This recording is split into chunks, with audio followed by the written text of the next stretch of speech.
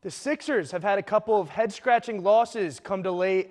The Philadelphia Phillies, though, have made a couple of big splashes in free agency, and the Flyers have finally decided to move on from captain Claude Giroux. All that coming to you on Sports Talk Philadelphia.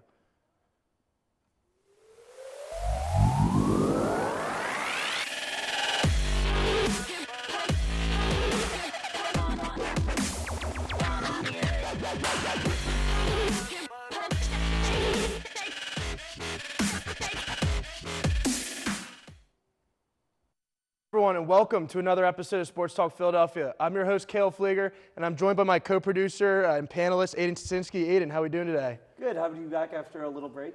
And we have Matt Dorenzo back for another episode. Matt, March Madness bracket looking all right? No. been a rough last couple weekends. Well, there's been a lot of basketball on as of late just because of March Madness and obviously NBA, but we're going to jump to the Sixers first. As the Sixers, they've had a few hiccups as of late, and there are a couple of losses.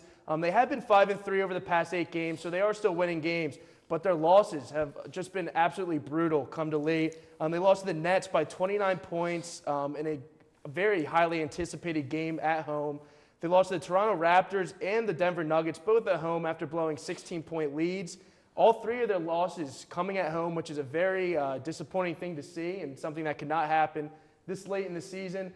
But they did have a few good wins, especially against the Miami Heat, where they didn't have James Harden and Joel Embiid. Tyrese Maxey showed the star player he is in that game. But I do want to stick on the losses for now, and I do want to open up with that Brooklyn Nets game. 29-point loss to the Brooklyn Nets, one of the most highly anticipated games in Philadelphia basketball in recent years. Just very disappointing to see the way that game went. Especially just the anticipation energy that was in that stadium at Wells Fargo. You know, definitely. I think the biggest thing about that loss is that James Harden just did not show up. I mean, he was one of the guys that we got from the Nets. He was someone that Kevin Durant repeatedly called out leading up to that game, saying, "We are coming for you. We are not happy the way that you left Brooklyn." I really was hoping Harden would show up, and instead he only had 11 points against them. Now, Embiid played really well that game, and a couple other guys did as well. But for the most part, just some of our players just didn't look like that they had that energy. And for a game that's that important in the regular season, it felt like a playoff game. It just felt like a huge disappointment to the city and a lot of the fans. Yeah, I mean, it was really embarrassing watching that game after all the expectations and stuff leading up to it. James Harden I think he was 1 for 17. It was just really just unexcusable from him. He has to be better going forward, especially in those big games. If he's showing us that's what he does in these high-caliber games against great teams, what is he going to do come playoff time? Is he going to go into shell and hide, or is he going to need Joel Embiid to carry him for 50 points a game? And that's really what the main part the Sixers look for going forward the rest of the season.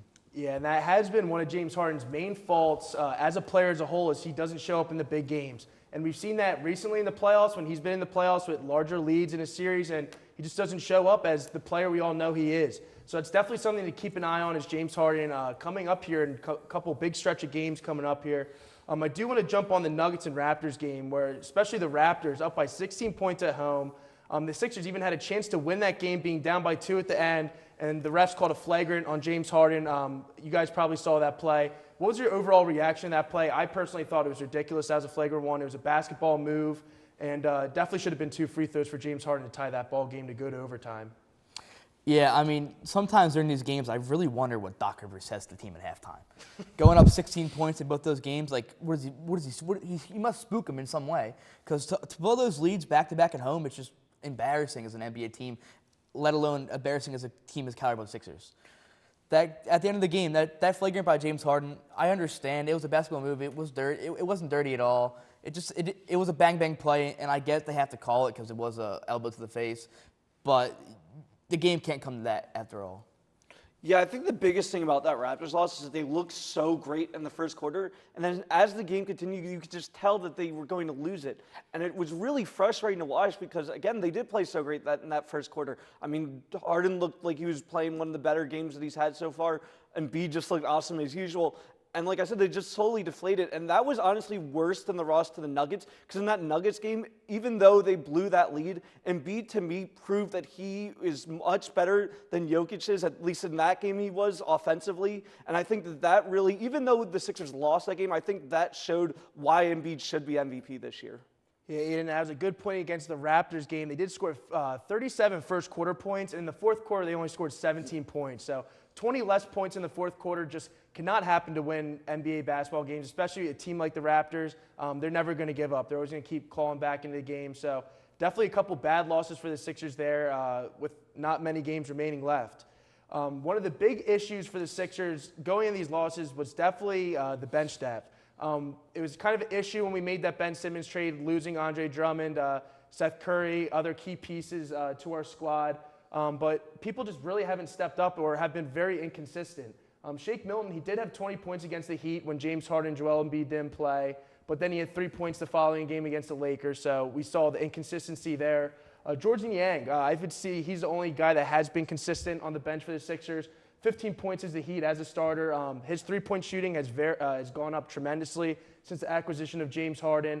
And then he had 9 points versus the Lakers off the bench. So he's a solid player there. But a player like Furkan Korkmaz, who was getting six-man type minutes at the beginning of the season, and now he's barely breaking the rotation.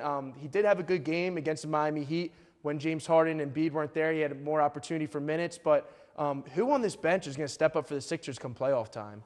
I really don't have an answer to that, but honestly, the guy who I think is struggling the most that you did not talk about, Caleb, has been DeAndre Jordan. I mean, we had Andre Drummond at the beginning of the year, who was just an awesome back center. We obviously traded him in the Ben Simmons trade. We brought in Jordan thinking he'd be great. He has not been. He scored 10 points against the Nets and then 9 against the Lakers, but he scored 0 against Orlando, who he almost lost to, had to go out in overtime against a team that's one of the worst in the East to win. And then when he scored 0 against the Raptors in a really bad loss. So he needs to either step up or we need to figure something else at center because right now it's just not working for them. Yeah, Aiden said it perfectly. I really don't know who's going to step up for the Sixers. When you look at the bench, you have Shake Milton, young guy, hasn't really proved himself. George Niang's been lights out for 3, but he can't really play defense. DeAndre Jordan, he's been there before. We need him to step up in that role as backup center. And Danny Green. If Danny Green can't prove himself to be that veteran and come off the bench and score points, play defense, then I think he should just hang it up. I think he should hang the cleats up because really, Danny Green should be that guy coming off our bench, leading us to a playoff push, and he just hasn't been there all season long. One thing I do want to mention to you guys is, as Doc Rivers obviously seeing that your bench is struggling right now, would you consider moving Danny Green to the starting lineup and having Tyrese Maxey come off the bench to give a little energy to that second unit? Or do you think Tyrese Maxey has played so well that he really deserves that first unit start? I don't know if you can do that right now because Maxey's still a young guy, so you putting him to the bench, I don't know what that'll prove to him. It might spark the bench a little bit, but Danny Green, he's not starter caliber worthy. I think it just hurt us in the long run more than help us. Yeah, no, I 100% agree with that. I think that Maxey has been proven. He's proven himself that since we traded Ben Simmons, and even when Ben Simmons wasn't playing this year, that he should be a starter on this team. Whether maybe we have to move in the starting point guard to get Harden going at shooting guard, I don't know. But it feels like you have to make a couple of adjustments.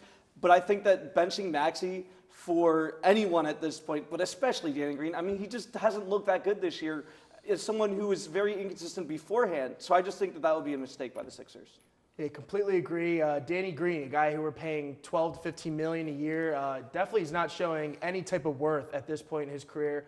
One thing I do want to consider Doc Rivers needs to consider is the way DeAndre Jordan's playing is not good at all. But a guy like Paul Reed, I think he's definitely someone who could put good minutes in for the Sixers, and he just hasn't been given the chance to do it. So Paul Reed is definitely a guy I think Doc Rivers should start to play and give some minutes because at this point, why not? The Sixers at this point need a spark off the bench, and obviously it hasn't been there.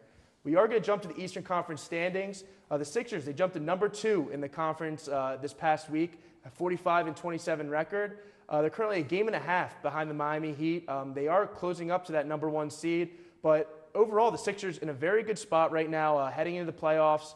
Like we said before, the Nets are that number 8 seed, so that's something to watch out for. Being that number 1 seed, could face the Brooklyn Nets in the first round, and that's definitely not a first-round opponent you would want. Just overall, are you guys happy where the Sixers are sitting right now in the standings? I'm okay with it. My biggest concern is that we are at the same record as the Bucks, and the Celtics are only 1 game behind us. If we even lose a little bit of momentum at this point, we could fall to the 4th seed. I mean, we play the Bulls in the first round, but then you'd have to play the Heat with a Game 7 potentially being in Miami. That just doesn't seem like a good match to me, considering that we have not played well against the Heat when our starters are in. I mean, normally you should be really happy with the 2 seed, but like Aiden said, the race is so close. At any point, we can fall to 4 and play Miami round 2 if we do pass Chicago. But as a 2 seed, a game and a half at the first, you have to look. Then Brooklyn Nets are playing for that playing game. We could see them first round if they end up getting the 2 seed. So that really is something the Sixers should look at going forward. Play it strategically, not tank on purpose, but just take a peek at where those Nets are standing in the bottom of the Eastern Conference. Yeah, it's definitely going to be a very close Eastern Conference race coming down to the wire here.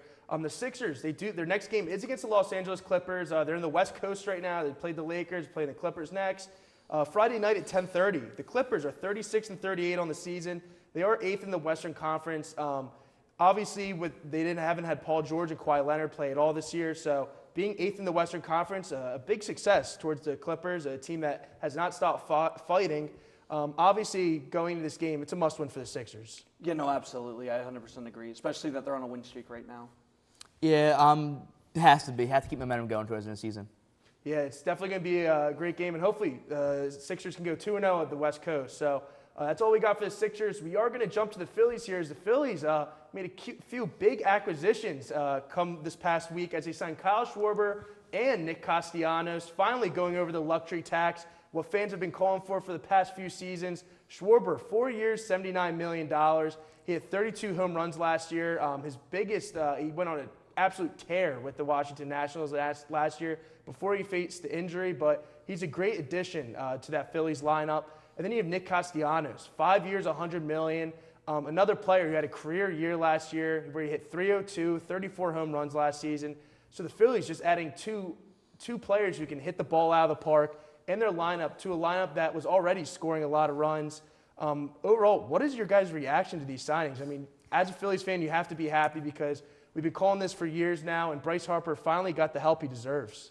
Oh, yeah, no, I'm stoked. I couldn't be happier. Going out there, 2 of the top 5 free guys in free agency, 2 power hitters who can help the lineup a lot. Our bullpen has struggled in years prior. The best way to cancel that without getting bullpen is score runs. And that outfield with Schwarber, Harper, and Castellanos, best outfield in the league, in my opinion. The lineup from 1 to 5, all home run hitters, all can get on base, all can bat over 300 at any given time of the season. I think the Phillies have a really good chance to make the playoffs for the long-awaited decade. It's been a really long drought in Philadelphia sports. Yeah. My favorite part about these signings is the personality he brings. We all know that Bryce Harper has personality, but when you sign a mega contract like he did, he really has to become more of a leader instead of the guy that can be, bring that personality the same way that Andrew McCutchen did. Kyle Schwarber has so much personality. He loves to win. You saw that when he was with the Cubs. He was a very happy-go-lucky guy that no one really thought would show up. And then 2015, NLDS showed up, hit a couple of huge bombs for the Cubs against the Cardinals. And then Nick Castellanos, we all know him. He's a very loud guy, loves to talk. He loves to play baseball too. So I think these 2 personalities are also going to be a huge help for the clubhouse for the Phillies this year. Yeah, and overall, I think they're great contracts for the Phillies as well. I mean, you got to look at their ages. I mean, Castellanos, he's 30 years old. Schwarber, 29 years old. They have a lot of baseball left in front of them. And you also got to look Chris Bryant. I know a lot of Philadelphia Phillies fans wanted Chris Bryant on this team, but the Phillies paid Schwarber and Castellanos pretty much cheaper money than what Chris Bryant got altogether. So we got 2 great players at the cost of Chris Bryant. So I think overall, great acquisitions for the Phillies. And overall, hopefully they get back to the playoffs with these acquisitions. We do want to look at a potential starting lineup with the Philadelphia Phillies now that they made these additions to the lineup. Looking at number 1, Kyle Schwarber. He's been a leadoff hitter a little bit in his career. We could see him batting off number 1. Gene Segura, who had a great bounce-back year last year with the Philadelphia Phillies at 2. Bryce Harper at 3. Nick Castellanos at 4 in the cleanup. Rhys Hoskins at 5. JT Realmuto at 6. Didi Gregorius at 7, who had a down year last year. Hopefully he picks it up this year. Alec Boehm, we all saw the potential he brings at the bat, but obviously a little inconsistency there. And then at number 9, Matt Vierling, while Odubel Herrera faces injury. Overall, I'm looking at this lineup, and 1 through 7 can get on base, like Matt said. And we may be looking at a lineup where we have 5 to 6 players be in the 30s for home runs this season. And that's just a great thing to see. And Citizens Bank Ballpark is going to see a lot of home runs this year. Yeah. I mean, it's definitely a hitter's park, and you saw how some of these guys did. Castellanos also played in a hitter's park in Cincinnati, hit 34 home runs, is very much used to NL parks as well, which is perfect for him. Kyle Schwarber, even though he played for the Red Sox for a little bit, has spent most of his career in the NL. And I think adding the DH makes it so much easier, too, for Joe Girardi to manage his teams. I think that's been one of his biggest problems. He's so used to coaching for the Yankees, so we're an AL team, that when he got to the Phillies, he didn't know how to coach without using a DH. So I think adding that DH means you can now have Hoskins bat at DH if you have to. If Harper's going to take a day off in the outfield, you can just throw him at DH. So it adds a lot more variety to that lineup, which is going to be huge for the Phillies. Yeah, just looking at this lineup, it just couldn't be more excited going before the season started. Shorebirds leading off. He's home run at any given moment. I think last year, like Caleb said earlier, 16 home run in a row game. It's really rare nowadays. As all the home run hitters in the league, he's probably up there at the top. Bryce Harper and Castellanos, like Aiden just said, you can swip them on and off for DH, give them those well-rested time over in the outfield. And Didi Gregorius had a really down year last season. I really think he's going to step up this year because he's getting up in there in the age. And if he plays bad this year, he has to realize, like, okay, teams really I won't get that starting role going forward. So I think it's now and ever with him, and same with Alec Baum. He had a great rookie year. I know it was a shortened season because of COVID. Last year was really disappointing. If he doesn't get it going this year, we're probably going to go in a different direction. So I think those two guys look to have a really good bounce back year. Yeah, I completely agree with Alec Boehm. Definitely going to need a big bounce back year for him to give the Phillies some confidence back in him as a player.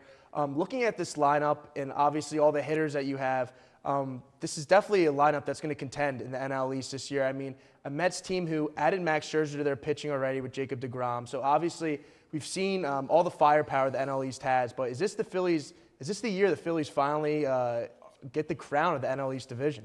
Yeah, I mean, Freddie Freeman's no longer in Atlanta. He was the heart and soul of that team for a good over a decade. And the Mets are always good every year. I always hear about the Mets. Oh, they're going to win the division. They're going to win the championship. And they just never do. So until I believe it, I do think this right now, it's crazy to hear, this is the Phillies' division to lose. And I'm so excited to see this first season get started. Yeah, the three names I'm going to say right now are deGrom, Scherzer, and Bassett. That's the Mets' three best pitchers right now. If all of them are healthy, I don't see how the Mets lose this division, especially because you only have to score 2 or 3 runs for them. So I see that the Mets winning as long as those three guys stay healthy. If not, then the Phillies should win. Yeah, it's definitely going to be a very close division. It's going to be a lot of fun baseball to watch, and I'm ready for this baseball season to start. Well, that's all we have for the Philadelphia Phillies. Obviously, a lot of big moves for the Phillies, something we're all glad to see. But we are going to move the Philadelphia Flyers, where they actually parted ways with their captain, Claude Giroux, after he played his 1,000th game with the Flyers. Arguably, probably one of the best Flyers to ever put on the Flyers uniform ever. But the trade sent Claude Giroux to the Florida Panthers, a contending team. So it's great to see Claude Giroux go to a contending team towards the later half of his career. But we did get Owen Trippett, a conditional 2024 first-round pick, a 2023 third-round pick. So we got some draft capital for the future. Also got a young player that the Flyers said they have a lot of confidence in and are going to love to see him play out this rest of the season. But overall, just give your thoughts on Claude Giroux's overall career with the Flyers. I mean, obviously, probably just one of the best Flyers careers ever. Oh, yeah, absolutely. I mean, you have to look up there with Bobby Clark and Eric Lindros as one of the best Flyers of all time. It's just unfortunate that besides making it to the finals and losing the Blackhawks in 6 games, that they never got that title that he absolutely deserved. He is one of the top goal scorers in the last 10 years. I think he's third right now behind a couple. I forget who the guys are ahead of them. But anyway, you have one of the best players in the NHL, and they never really won with him. It's really unfortunate, but I think Flyers fans will remember his career very fondly with the team. Yeah, I mean, growing up, every time I heard of the Flyers, you think of Claude Giroux. 1,000 games, our leader for a good part of a decade. Unfortunately, he didn't bring us the championship. He did come short to the Blackhawks. But at this point in the Flyers season, disappointment it is, I think we're all Florida Panthers fans, and I think we're all really pulling for that team and for Claude to get his first ring. Yeah, completely agree. It would be nice to see Claude Giroux get that ring. Definitely a player that deserves it. Kind of compared him to like Allen Iverson, a guy that never got a ring in Philadelphia, but obviously all the things that he did for the city and as a player, can't speak louder words than that. Do want to talk about the return the Flyers got for Claude Giroux. We saw the draft capital they got, a young player in Owen Trippett. Just want to open it to you guys. Were you happy with the amount that the Flyers got back in return for Claude Giroux? I mean, you can never be happy with what you get back when you're trading a guy like Claude, but the 2 picks we did get will help us for the future. And Owen Trippett, he's a great – he loves shooting the puck. And that's something the Flyers really haven't had on offense the past few seasons. Just somebody to get the puck by the net and just allow the offense to open up. We saw the first game we didn't have Claude. Somehow we won because it was Trippett. He was shooting the puck, gave opportunities for his teammates around and put the puck in the back of the net, and it worked. And I'm just looking forward to see what we can do around him and the pieces we got. Yeah, honestly, my favorite part of this, besides the pet, is that conditional 2024 first-round draft pick. Because even if the Panthers finish in the top 10, it will then become a 2025 first-round draft pick. So either way, the Flyers still get a first-round draft pick out of this. I'm completely okay with that. I like the third round. Obviously, you don't want to ever have to give up a guy like Claude Giroux, but you could obviously tell this is the direction that the Flyers were going. They were never going to win with him, so it was just better for both the Flyers and Giroux that they moved on. Yeah, the Flyers are obviously in a rebuild, and it's very necessary in a rebuild to get draft capital, to get young guys in the building so you can build from the ground up. And that's exactly what the Flyers did. And hopefully it pays off in their direction in the upcoming years here. And we are going to jump to the Metropolitan Division standings.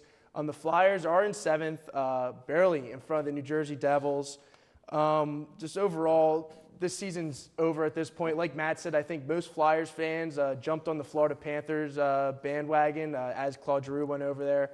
But overall, what are we seeing in the division standings here? And think there's any way they can bump up from second to last? I mean, at this point, I think most fans would rather that they just finish in last so we get a higher draft pick. I think that that's the direction they should consider going. I know that winning a couple of late games is great, but at this point, it's not going to bring fans in the seats. It's not going to bring most fans back from rooting for the Panthers at this point. So I think you kind of just should lose out pretty much the rest of the season. Yeah, just lose. The only thing you're playing for this point is a pride, but the pride is for the fans. Yeah. And the fans want you to lose, so just tank at this point. There's nothing wrong with it. Teams done it in the past all over sports, and it's paid out for the long run in the future. So if the Flyers keep losing games and get higher draft pick, I think that's the best case scenario for them going forward. Yeah, Flyers definitely need to follow the Sam Hinkie route and trust the process and get that top pick. Definitely something the Flyers need towards the future here. The Flyers, their next couple games, they do face a couple tough opponents. They play Thursday night against the St. Louis Blues, who are 35-18-9 on the season. Then they play the following night, Friday, against the Colorado Avalanche. They're 45-14-5 on the season. Two of the top teams in the NHL here. What are our thoughts going into this game, and do you think the Flyers can squeeze one of these games out somehow? See, as bad as they've been and as much as we want them to lose, they're going to win. Like, when we need them to lose, they win. We want them to win, they lose. And this just one of those games against the Avalanche, somehow they're going to find a way to win, and that's really disappointing in my eyes. Yeah, no, I just don't see how they can beat either of these teams. But we'll see. They could, so we'll see. Yeah, definitely sad times to be a Flyers fan, seeing Giroux gone, but hopefully it's a step towards the future and get some youth in the building here. We are going to jump to Fast Five now, and first one this weekend, a very interesting week in college basketball with Aiden. You know, it has been. Obviously, March Madness has started. I will say that I decided to go off the Baylor bandwagon. I picked Kentucky to win instead, so that did not go my way. One really interesting thing is that there is 4 teams still in that have seeds 10 or higher. Michigan is one of the big ones. Most people thought they wouldn't do well after struggling in the Big Ten. They've had two really good games, so they're going to have a good game coming up. There's 2 that are playing against each other, actually, in Iowa State and Miami. Both teams really struggled as well in their conferences. Sort of were able to sneak in at the end, and both have had decent runs. And obviously the big story being St. Peter's knocking off not only numbered the 2 seed in Kentucky, but then also beating Murray State. They'll be playing Purdue actually in Philadelphia. I think that will be a very watched game, so we'll see how that goes. Yeah, definitely some crazy things have happened in college basketball in the tournament, but that's March for you and happens every single year. We are going to jump to some NFL talk as Deshaun Watson, a long saga has ended as he's been traded to Cleveland Browns. Kind of a shocking trade to a lot of people, but we are going to go to Matt for this one. What's your overall reaction for Deshaun Watson going to Cleveland? I mean, his trade was a long time coming, and there was always going back and forth between the Saints and the Falcons, and out of nowhere, he chose Cleveland. So that was really confusing me, but then you look at Cleveland's roster with their great offensive line, Nick Chubb, Kareem Hunt. They just got Amari Cooper. I heard they're going after Antonio Brown. Still great talent, but he's kind of crazy nowadays. And the defense, top defense in the league, led by Myles Garrett and Ward. And they're just a good overall team. The only factor in that, as I'm confused why Cleveland gave up that many draft picks and pay all that guaranteed money, we don't know if Watson's actually going to play. The whole league around, I'm looking at it could be 6-game suspension, 8-game suspension. It could be a whole year at this point. So Cleveland really went all in with the if factor of if Watson's really going to play. Yeah, I did see that Watson's agent, though, he actually did a thing in his contract where Watson's only getting paid like $5 million this year just because they're pushing all the money towards following years in anticipation for a suspension coming from the NFL. So definitely agree, Matt. I don't think that Watson's going to be making his debut possibly till halfway through the NFL season. We are going to go to more NFL news as Tyreek Hill was traded from the Kansas City Chiefs to the Miami Dolphins. I think this came to huge surprise as this just unfolded in the past day. Obviously, Devontae Adams getting paid $29 million a year, that made Tyreek Hill want to get paid that much money a year. Kansas City Chiefs couldn't work it out with their cap. Trade him to the Miami Dolphins, where now the Dolphins have Jalen Waddle, Tyreek Hill, Devontae Parker, Mike Gesicki, a lot of weapons for Tua Tagovailoa, and I think this is going to even show more that what type of quarterback Tua is. I mean, you have Tyreek Hill and Jalen Waddle now on your team. It's time for you to step up and show the Miami fan base that you are their franchise guy, or they're probably going to make a new move at quarterback next year. So definitely a big season coming up for Tua and the Miami Dolphins overall. We are going to go to Aiden for this next one. As baseball, we're in spring training right now. Season's right around the corner. Do you have an early World Series favorite that you have for this year? I do. I have a World Series matchup, actually. As much as I love the Phillies, my second favorite team will always be the White Sox, and I think that they have an awesome chance this year to make a good push. They didn't really have to do anything that big. They did sign Josh Harrison at second base, Joe Kelly for the back of that bullpen. So you've got Liam Hendricks as your bullpen and Joe Kelly. I think that's an awesome 1-2 there. That's not even mentioning Craig Kimbrell either, so that's a great team. And then the Dodgers, obviously, they've had a really good couple past seasons. They signed Freddie Freeman for first base. I think that those two have a really good shot at meeting up this year for the World Series. Yeah, definitely going to be an interesting year in MLB. A lot of contenders this year. It's going to be a great time to watch some baseball. We are going to jump back on the March Madness train. All of us made some brackets here. We're going to start with Matt. Matt, how is your bracket looking? That we are in the Sweet 16 round. How's it looking? Is it done? It was done the first day. I mean, I had Iowa, Kentucky, and Tennessee in my Final Four. I'd made it past maybe 20 games before my bracket was just busted. I'm on with the Villanova, so I'm going to root for Villanova as a tournament, but at that point, I have no interest in it anymore. Yes, I made a couple of brackets. So far, my Gonzaga-Arizona Final Two is working out well. I also had Kentucky and Iowa in my Final Four, so that first day was a little bit rough, especially Iowa getting upset by Richmond. Nobody really saw that coming. And then St. Peter's as well. Nobody saw that either. So, yeah, a little bit of a rough first day. Yeah, not going to lie. My bracket is not too shabby, as I got Duke and Villanova in the final. I got 3 of 4 of my Final Four teams still there. Obviously, a big night of game. I need Villanova to take down Michigan today. Arizona, I need them to get that win. But overall, hopefully I can win some leagues here. But that's all we have for Sports Talk Philadelphia today. I want to thank you guys for coming over and watching again. Don't forget to follow us on our social media pages on Twitter and Instagram, Sports Talk LTV. That's all we have for this week in sports, and we'll catch you guys next Thursday again.